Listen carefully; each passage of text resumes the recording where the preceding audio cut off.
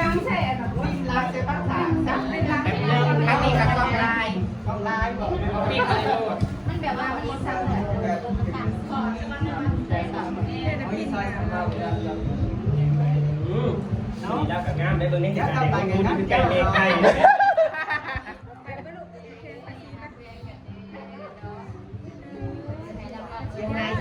ยังไง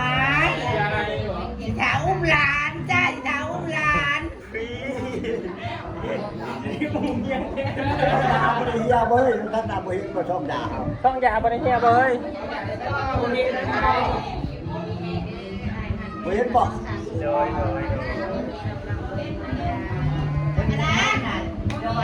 เป็นมุกทวินอามานะอยากขายก็จับหัวมุกขายนั่นก็ได้เฮ้ยเอ็มไม่ได้ยังไงเฮ้ยพี่โอ๋เม่นั่งนั่นน่ะเรื่องคอยดีกับเพื่อนสาวนะขอบใจได้ซอดอกไม้เดียวงั้นไอ้ได้ซอดอกไม้เพราะไม่ซีเขาเวลาจุกอยู่ไหนตรงนี้นะจุกแล้วขึ้นไปโน้ตเดินซอยได้ไงซอดอกไม้ซอดอกไม้เฮ้ยมันนี่นะมันงามได้หมดจ้า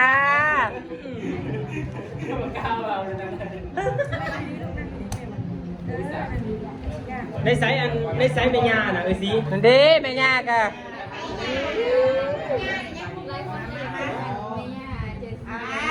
มันนี่ก็เป็นมือสันวันดีโอ้ยเดี๋ยวยังเนาะครั้งหนึ่งของก็เลยก็จะผูกแขนเข้าบ้านควันแล้วไว้ลูกเต็มบ้านลาเต็มเมืองลูกไปเอายุคข้อกันก็จะบอกคอยว่าแง่หูมันอาจจะนัวว่าแง่จอยพ่อดีๆเลยเป็นเดียวยังคอยบอกคอยจ่ากันเด้ออย่าใส่แต่ลมได้พอเสียวเอ้ยเห็นงานเห็นจังใจเห็นเป็นมูคอยเสียใจเจ้าเมื่อบ่ฮอดบ้านแม่คอยตามนะคอยตามก็ยิตามไปเอาเจ้า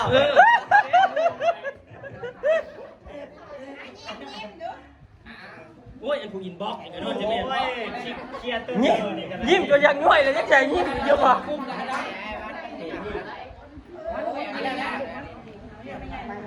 ไปยืดช่อดอกไม้กันก็อยากนับเขาให้ยศมือแรกโมเมนต์บอกมือแรงเอาจ่อมาเลยกินบ้าไม่มีกินบ้าอย่างเงี้ยเกี่ยวกับงานมีกินบ้า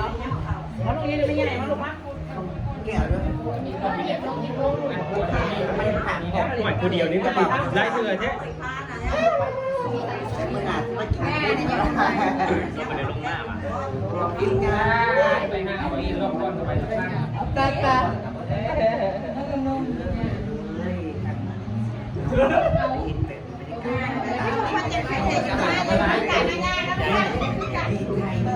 ่เลยมันขนาดกับเป็นตัวเสียวลูกหลานมั้ยดีสามต้องเกิดมันดีวันลำที่ลอยปิดยังคอยลำนั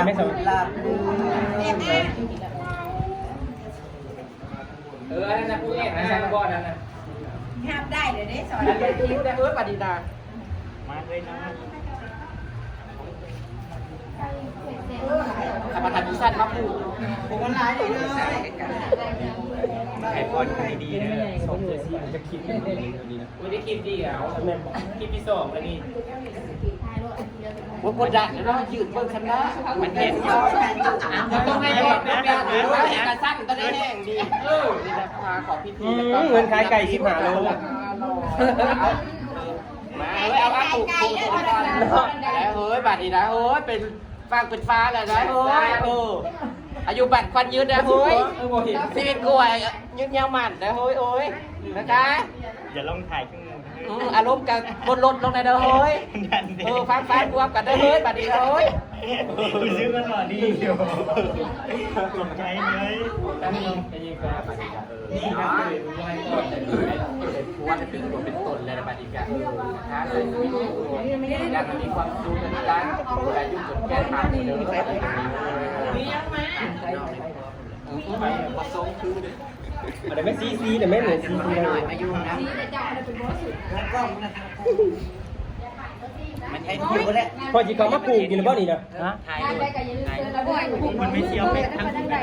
อันดับหนึ่งจะพอเข้าดิ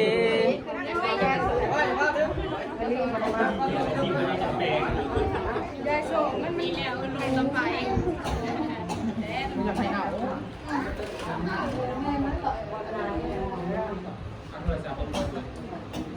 อันนี้ไปโลดในนี้ลูกกระจ้าเอียงโจ้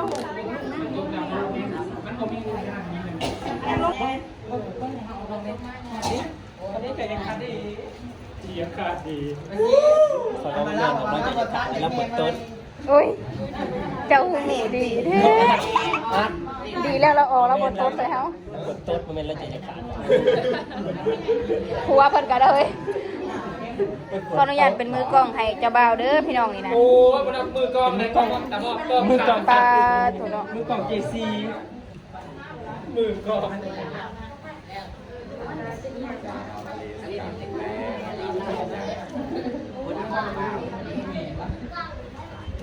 อันนี้สิพุงน้ำ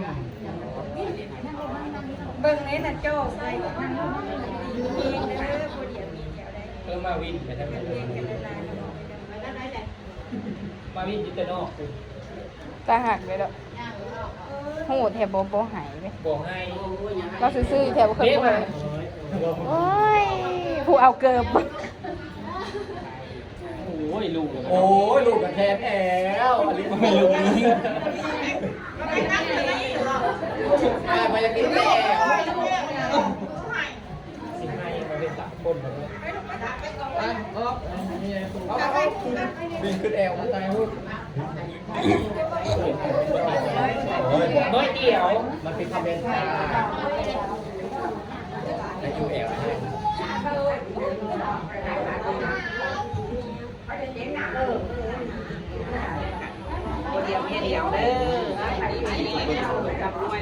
อันนี้โทษได้ MC ผม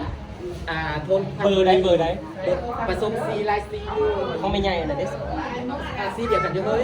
เป็นผื่นบ่ ไม่ไงเราธรรมศาสตร์เลยก็ จะใส่อันซีน่ะเบอร์ยังไม่ใหญ่ผมน่ะคนอื่นบ่เฮ้ยไม่พร้อมเอาผมปั๊บแน่บ่งามก็ได้ยังว่างามก็ได้งามเป็นงามผม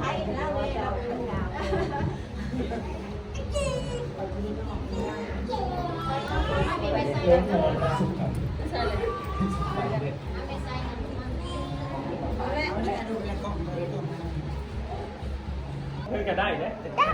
ถ้าจะจับผูกร้ายเพิ่นก็ได้ถ้าจะได้ผูกร้ายเนี่ยเพิ่นเซิร์ฟขอโต้เลยบอกเป็นหน้าก็ดีใจ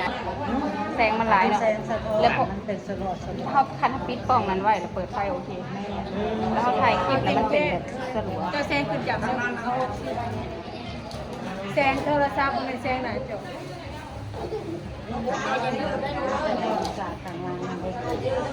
นี่มีลูกแสงเจ้าบ่าวเจ้าสาวพี่น้องผูกแขนกำลังสิแล้ว มันถ่ายรูปมาไว้ได้มาเบิ่งสาวครับสาว เริ่ม1 2 3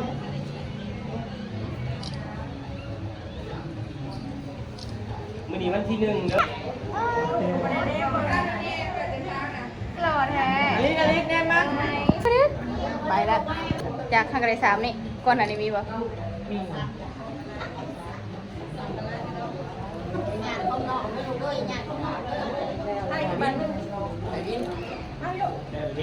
มาถ่ายรูปไปไว้ วิดีโอบริษัท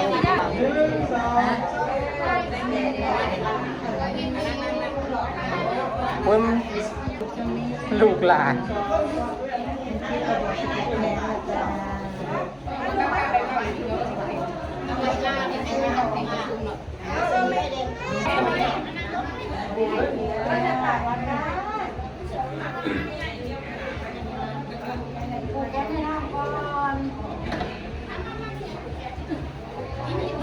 บอกไป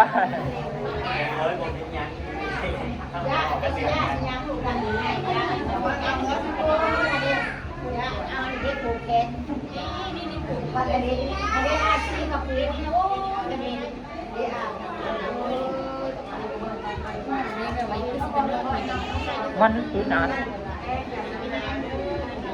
ตั้งไว้ประมาณ10 นาทีมันก็ยาว บอมันหอนแล้วมันเด้งออกโทรศัพท์มันหอนแล้วมันเด้งออก ที่นี่มันอยากจะทำนี่แต่มันเห็นมัน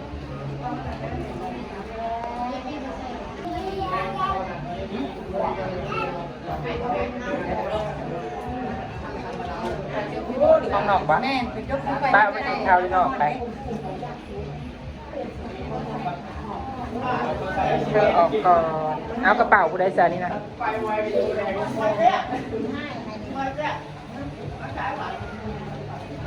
วินวินไปอีกแล้วมาพี่มาพี่มาพี่ไหม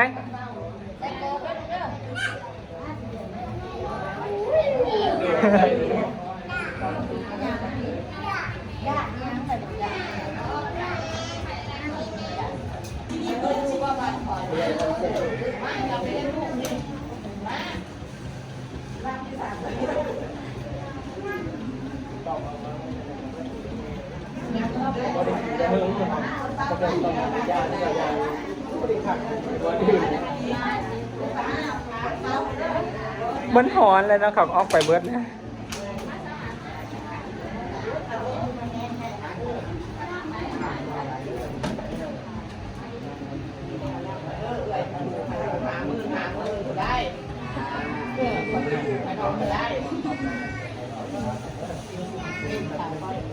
เพื่อนจะเช้าของแม่ยายนี่บอกแม่เลยแม่จะซานะเ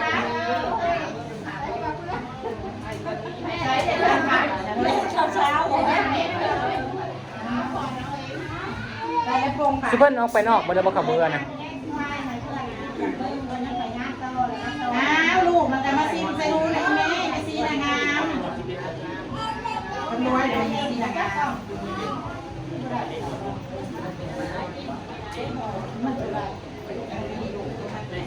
มาลูก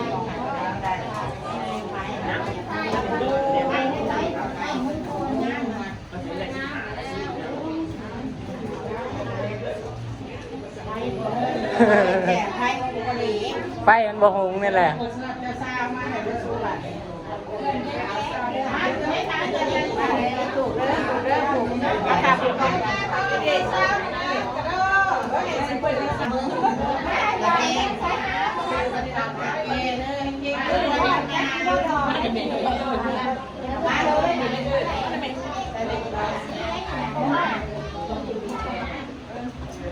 เพื่อนนั้นจะสาวไหนจีซีที่มันก็เพื่อนจะสาว อย่าพาอย่าพาอย่าพาอย่าพาแม่จะว่าเป็นเพลงรวยมันมารวยรวยรวยรวยรวยรวยรวยเส้นมันฮะลบกันลบกันนะผมจะแต่มันจะให้ภาษีได้รวยมันบอกมันลบกันนะเสียวเรื่องตู้อีเข้าไปเลย เห็นก้อนอ่ะ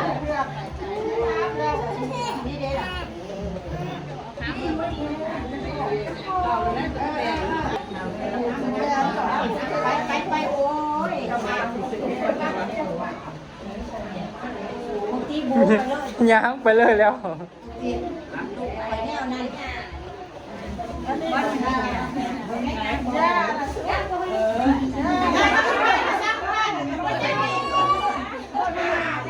53แล้วนี่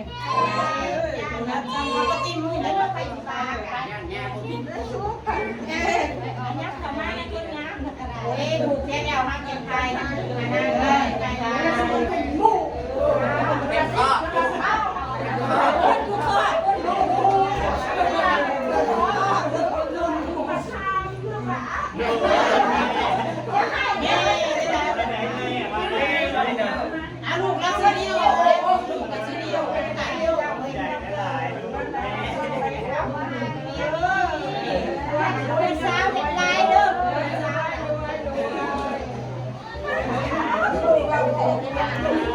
ลูกเลยจ้าลูกเป็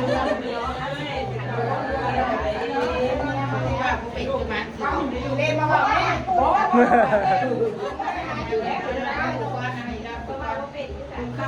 ่แล้วคุณปู่นะนอนด้วยเย็นเดือดเลยขึ้นมาได้ด้วย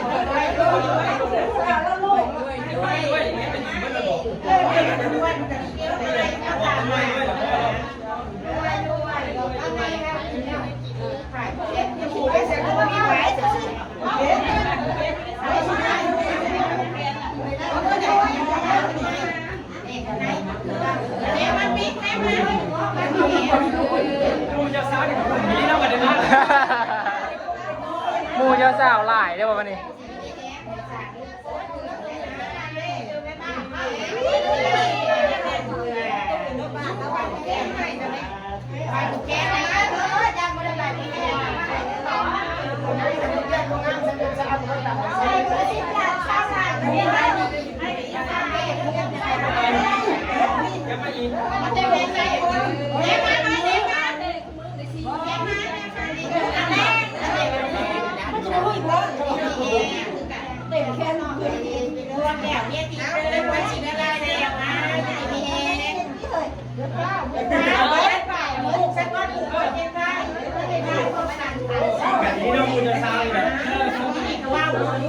ซุ่มกันออกยุ่งกันออกแล้วครับ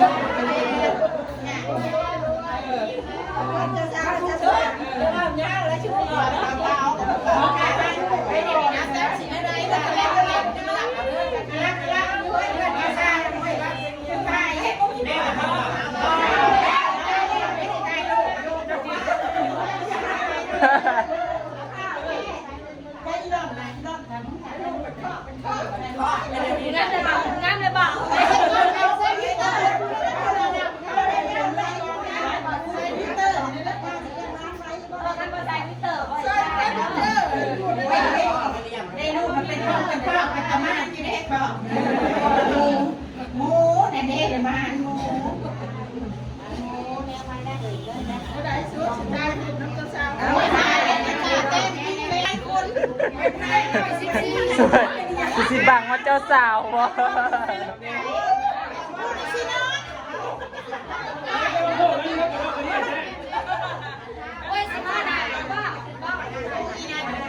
มันก็วัดเจ้าเลยนะเขาไปนี้ไม่ได้เข้าโตนึกหนึ่งโอ้ย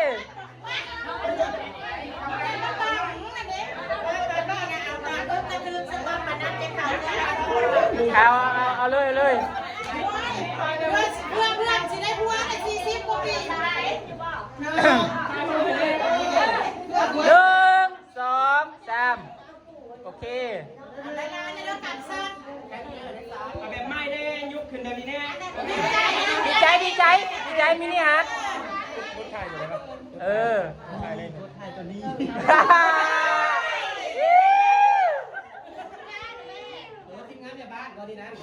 สมูเจ้าสาวอยู่กับแม่บ้านเบิ่งแลมูเจ้าสาวมีหมูกันน้ำนี่เอ้าผู้ซื้อกับมูเจ้าสาวหันบังเจ้าสาวตอนนี้นะ1 2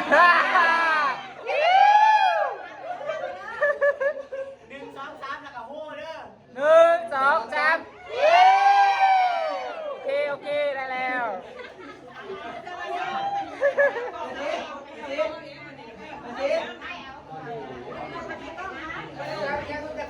โอ้ยปิด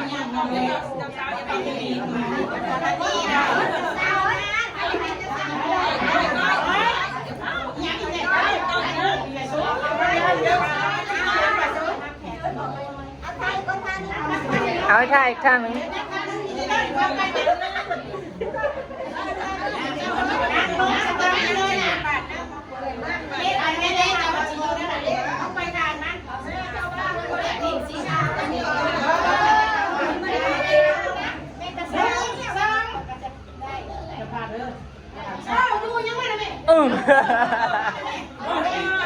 เลยบนแล้วบ้านนี้นะบอก1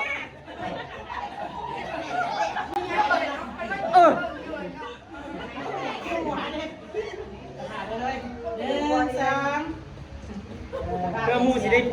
กือบบ่ยั้งเลยนะ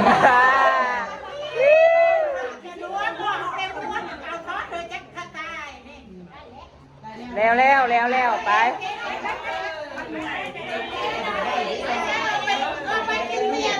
ออกไปฮักแขกบ้านนี้นั่นหมูไปบนแล้วจังมาท่าย ไปเป่าเงินไผอันนี้งั้น